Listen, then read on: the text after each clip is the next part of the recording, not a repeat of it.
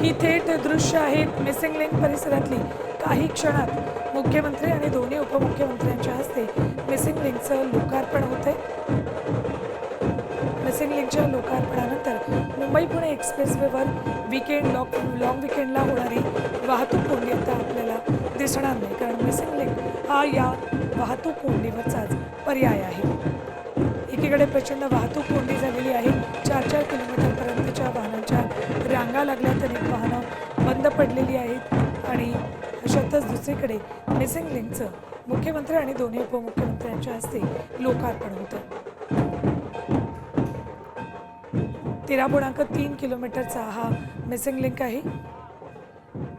खोपोली एक्झिटपासून ते लोणावळ्यातल्या कुसगावपर्यंत हा missing link आहे। कुसगावपासून पुन्हा एकदा एक्सप्रेसवेला मिसिंग लिंक जोडला जातो।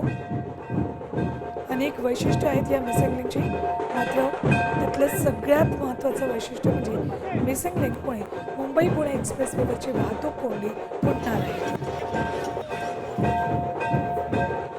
लोणावळा तलावाच्या 180 मीटर खोल हा मिसिंग लिंक जातो। तर दुसरीकडे केबल स्टेट 2 पूल आहेत। या पुलांचा आकार एखाद्या विमानाच्या पंखाप्रमाणे तयार केला, जेणेकरून खोल दरीतले जोरदार वाहणारे वारे यामुळे पुलाला कुठलाही धोका होऊ शकणार नाही।